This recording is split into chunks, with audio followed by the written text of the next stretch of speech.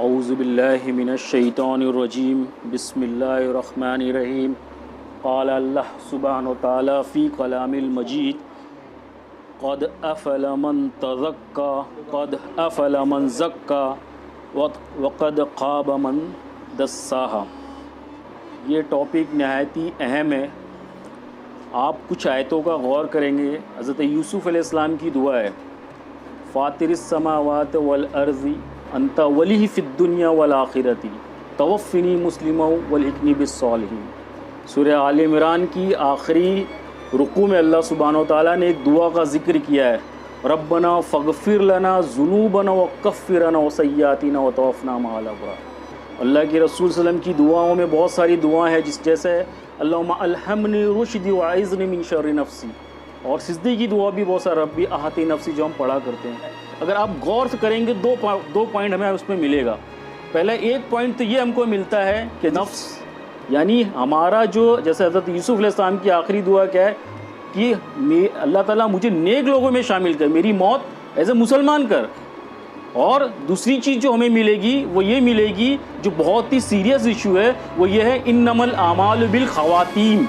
انسان کے اعمال کا دار و مدار اس وقت ہے جس حال میں اس کی موت ہو۔ موت جس حال میں ہوگی اللہ تعالیٰ اسی بنیاد پہ ہمارا جو بھی کیلکولیشن وہ کرے گا حشر کے میدان میں۔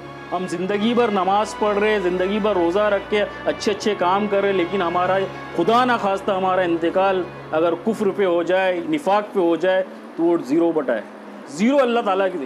اس لیے ہمیشہ یہ یاد رکھنا چاہیے کہ جو موت ہو ہماری وہ مال ابرار میں سے ہو، یعنی اچھے لوگوں میں ہو۔ کہیں مسلم کا ذکر ہے، کہیں مال ابرار کے ساتھ ذکر آیا ہے، تو اچھا یہ بات تو یہ سمجھ میں آئی کہ بھائی ہمارا جو انجام ہو اچھے لوگ، لیکن آپ کو پتہ ہے کہ شیطان آخری لمحے تک، سانس کے آخری لمحے تک ہمیں دیکھ رہا ہے۔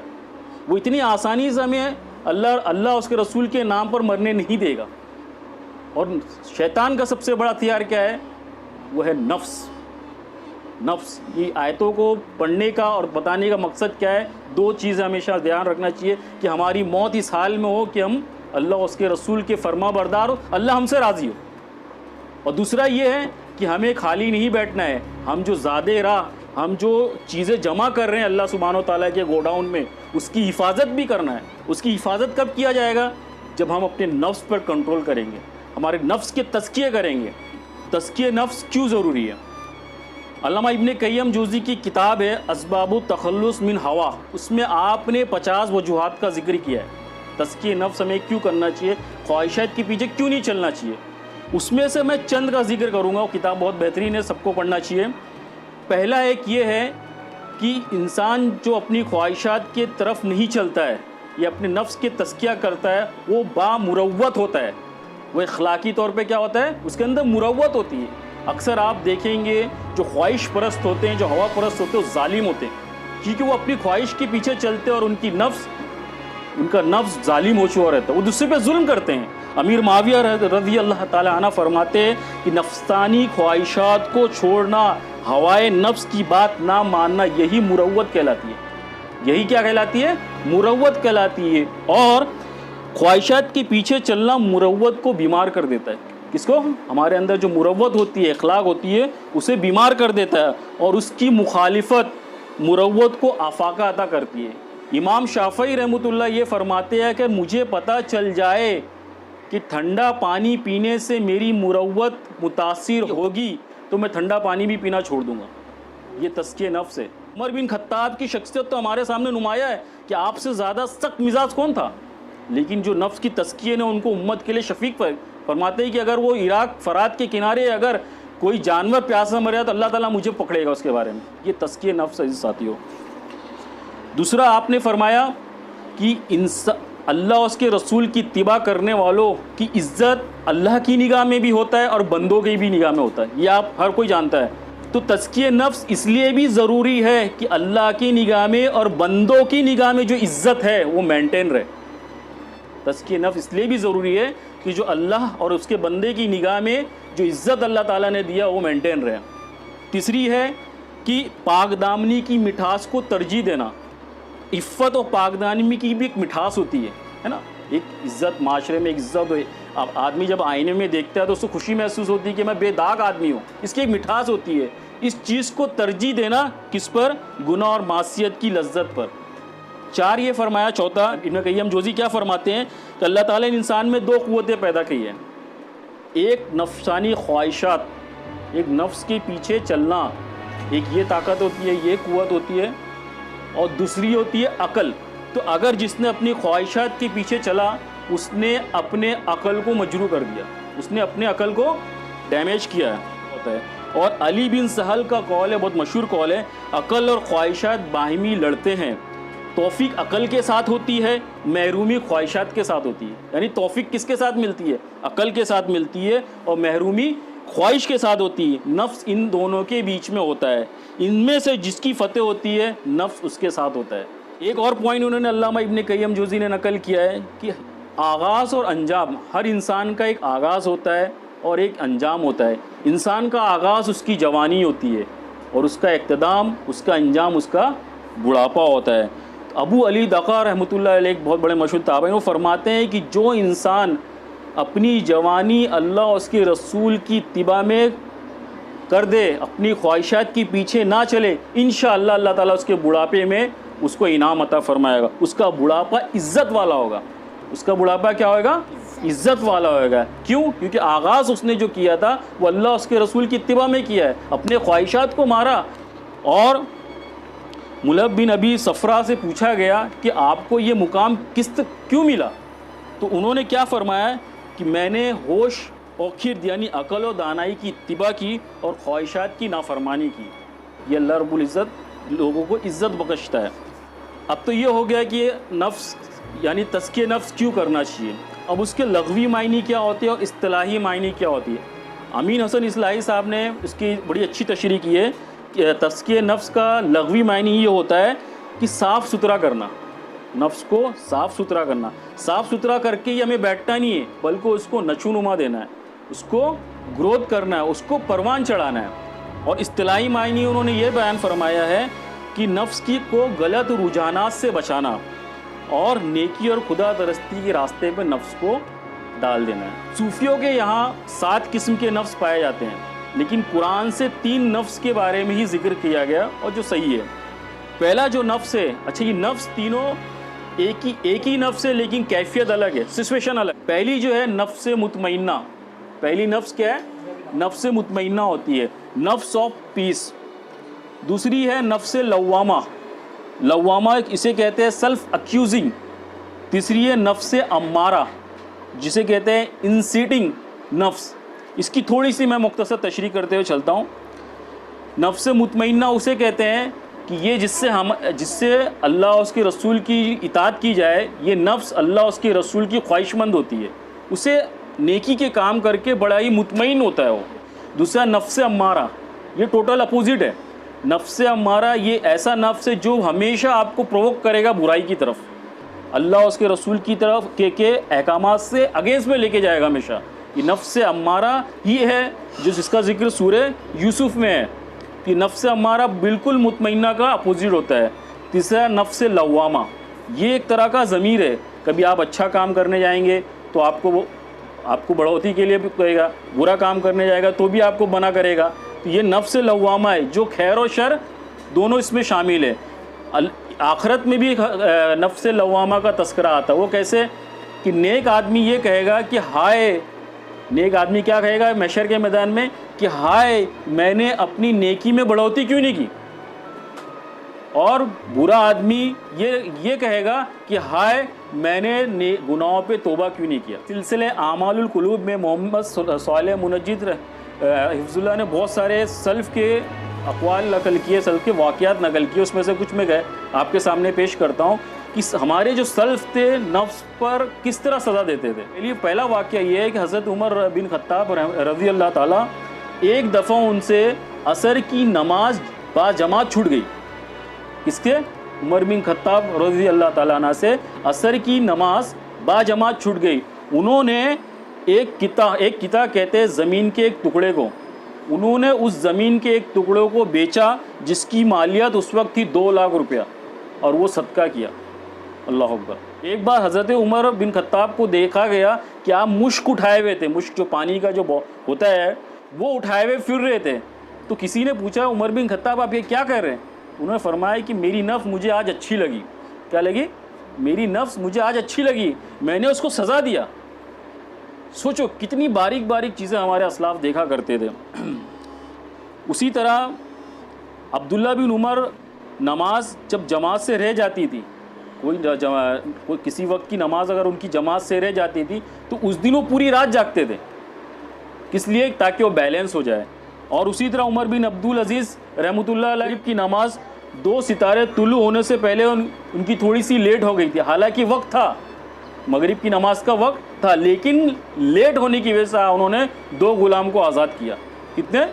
2 غلام کو آزاد کیا. ابن ابی ربیعہ رحمۃ اللہ فرماتے کہ فجر کی 2 سنت فوت ہونے کی وجہ سے انہوں نے 2 غلام کو آزاد کیا. ابن عون ایک بار ان کی والدہ نے ان کو آواز دی, جواب دی, اور اس کے دوران ان کی آواز توڑی, ان کی امی کی آواز سے بڑھ گئی, تو انہوں نے اس کے کفارے میں 2 غلام کو آزاد کیا کہ میری ماں کی آواز سے میری آواز بڑھ گئی. تو یہ تھے ہمارے اسلاف کہ انہوں نے اللہ اور اس کے رسول کی اتباع میں اپنے آپ کو فنا کر دیا تھا. حضرت مسروق کی زوجہ فرماتی ہیں کہ میں اکثر رویا کرتی تھی کہ جب مسروق نماز کے لیے کھڑے ہوتے تھے اور اتنی لمبی لمبی رکعتیں پڑھتے تھے کہ لمبی رکعت کی وجہ سے ان کے پیر سوج جاتے تھے. اس پیر کی سوجن کو دیکھ کر میں رویا کرتی تھی. یہ کون فرما رہا ہے؟ یہ مشہور تابعین کی بیوی فرما رہی ہے. یہ ہمارے اسلاف کا عمل تھا.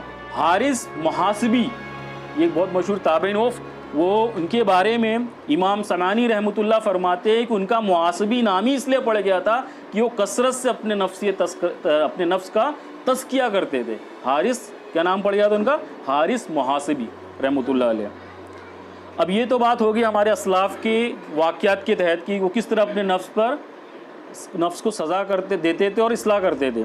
ابن قیم جوزی رحمۃ اللہ علیہ نفس کی اصلاح, نفس کا تزکیہ ہم کہاں سے کریں, یہ مختصر میں آپ کے سامنے پیش کرنا چاہتا ہوں. ابن قیم رحمۃ اللہ فرماتے ہیں کہ انسان کو سب سے پہلے فرائض پہ دھیان دینا چاہیے. فرائض میں کوئی کمی یا کوتاہی ہو گئی تو اس کی اصلاح کر دے, قضا کر دے اور کچھ نمازیں پڑھ لے. نمبر 2 ایک منہیات, یعنی اللہ تعالیٰ کے احکامات سے کہیں اسے چوک ہو گئی تو اس کو توبہ اور استغفار سے اس کو مکمل کر دے. پھر دیکھے وہ غفلت کہاں ہے, کس عمل کو کرنے پہ اس کی غفلت ہو, وہاں پہ اپنے توبہ استغفار ذکر و اذکار سے اس کو پوری کر دے ہوئے. کیوں ہمیں احساس نہیں ہوتا ہے کہ آخر حنظلہ اور ابو بکر کو ہی کیوں احساس ہوا کہ میں منافق ہو گیا؟ تزکیہ نفس کو میں اصل میں اپنی زبان میں یہ کہتا ہوں کہ اپنے سے بات کرنا. کیا ہم نے کبھی اپنے سے بات کی ہے؟ کیا ہم نے کبھی بستر پہ گئے اور ہم نے یہ سوچا کہ دن بھر میں ہم نے کیا پایا اور کیا کھویا؟ نہیں. یہ اس لیے نہیں ہوا کیونکہ ہم مطمئن ہیں. ہم مطمئن ہیں نا, ہم 5 وقت کی نماز پڑھ کر, تھوڑے سے ذکر و اذکار کر کر, تھوڑے سے لوگوں کی مدد کر کر ہم یہ مطمئن ہیں کہ اللہ تعالیٰ مجھے معاف فرما دے گا اور میں بخشا ہوں. لیکن صحابہ کی زندگی میں یہ نہیں تھا. صحابہ کی زندگی میں یہ تھا کہ ان کا جو ایمان تھا وہ امید اور خوف کے درمیان رہا کرتا تھا. وہ ہمیشہ محاسبہ کرنے کی کوشش کرتے تھے, وہ ہمیشہ یہ کیلکولیٹ کرنے کی کوشش کرتے تھے کہ کہیں کچھ کمی تو نہیں ہے, کہاں سے میں اس کو ایڈجسٹ کر دوں. ابو بکر کا مشہور قول ہے کہ جب تم سے کچھ گناہ ہو جائے تو اس کی ایکویویلنٹ آپ کوئی نیکی کرو.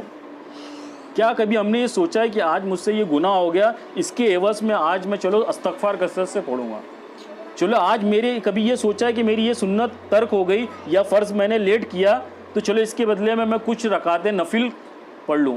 نہیں, کیوں؟ کیونکہ ہم مطمئن بیٹھے ہوئے. اللہ ہمیں معاف فرمائے کہ ہم مطمئن ہیں. اور یہ مطمئن سب سے بڑا دھوکہ ہے, یاد رکھیے. میں مطمئن ہوں, میں 5 وقت کی نماز پہ, میں ذکر و اذکار پہ مطمئن ہوں, یہ میرے نفس کا سب سے بڑا دھوکہ ہے. یہ دھوکے سے بچو عزیز ساتھیوں, اور وہ تمام دعاؤں کو یاد کرو جس میں انما الاعمال بالخواتیم کا ذکر ہے. کیونکہ عزیز ساتھیوں, چوری وہیں کرتا ہے چور, ڈکیتی وہیں پڑتا ہے جہاں خزانہ زیادہ ہوتا ہے. ہم نیکیاں کر رہے ہیں الحمدللہ, لیکن وہ نیکیاں کے جو اعمال ہیں ہم اللہ کے یہاں جو جمع کر رہے ہیں اس پہ شیطان کی بہت بری نظر ہے. یہ بات یاد رکھو. یہ شیطان کی اتنی بڑی نظر ہے کہ کئی لوگ بہہ چکے ہیں. اور آج میں یہ محسوس کرتا ہوں، اور آپ بھی محسوس کرتے ہوں گے شاید، کیونکہ ہم اور آپ سب ایک ہی زمانے کے. آج کا سب سے بڑا فتنہ یہ ہے کہ ہماری تنہائی پاک نہیں ہے. اس میں مجھے بولنے میں کوئی شرم نہیں ہے. ہمارے پاس کچھ ایسے ایلیمنٹ موجود ہے کہ ہماری تنہائی پاک نہیں ہے. باطل نے ایسا کوشش کیا ہے کہ اگر آپ کثرت سے 1 گھنٹہ اذکار کرتے ہو، ذکر و اذکار پہ اپنے ٹائم کو دیتے ہو، آپ گھر کی تنہائی میں جاتے ہو اور اس کو لیتے ہو، اور آپ کا پورا جو ایک محل تیار تھا ذکر و اذکار کا، وہ بیک وقت برباد ہو جاتا ہے، اور وہ اللہ کے ہاں کچھ پہنچتا نہیں ہے. صحیح ساتھیوں، اگر ہم سے یہ نہیں ہو پا رہا ہے، اس میں کوئی شرم نہیں ہے، ہم سے یہ نہیں ہو پا رہا، تو ہمیں یہ چاہیے کہ استغفار کو کثرت سے لازم پکڑ لیں. ہمارے دن میں کوئی نہ کوئی ایسی کوانٹٹی ہونی چاہیے استغفار کی کہ ہمیں اس کو بیلنس کرنا ہے. اللہ قرآن میں بھی ہے نا، تم اگر بڑے بڑے گناہ سے بچتے رہو گے تو اللہ تعالیٰ تمہارے چھوٹے گناہ ایسے ہی معاف فرما دے. وہ بہت رحیم تواب ہے، غفور الرحیم ہے وہ. لیکن سب سے بڑی چیز یہ ہے کہ ہمیں وہ نفس کے محاسبہ کرنے کا احساس تو ہو کہ ہم محاسبہ کرنے کے لیے تیار ہے کہ نہیں. یہ مطمئن کا جو بت ہم نے پال کے رکھا ہے اپنے کلیجے کے اندر، اپنے دل کے اندر، کہ میں مطمئن ہوں، اس کو عزیز ساتھیوں ہمیں ضرورت ہے کہ اس کو نکالے. یہ بہت بڑا بت ہے. عمر اتنی بڑی شخصیت، 12 پیوند کپڑے پہ لگے ہوئے، خطبہ دے رہے، 12 پیوند کپڑے پہ لگے ہوئے، ایک ریڈ کلر کا چمڑے کا پیوند لگا ہوا ہے، اور دارو قطار روتا ہے. یہ کہتا ہے کہ اللہ تو مجھے تنکا کیوں نہیں بنا دیا، کاش میں تنکا. ابو بکر، ذکر ہے اللہ کے رسول کے بہترین دوست تھے، غار یار ہے، لیکن کیا فرماتے ہیں اللہ تعالیٰ، وہ کہیں کیوں مجھے چڑیا بھی نہیں بنا دیا. کیوں مطمئن نہیں تھے وہ ہمیشہ ان کا ایمان خوف اور امید کے بیچ میں تھا. ہمارا ایمان صرف امید سے ہے.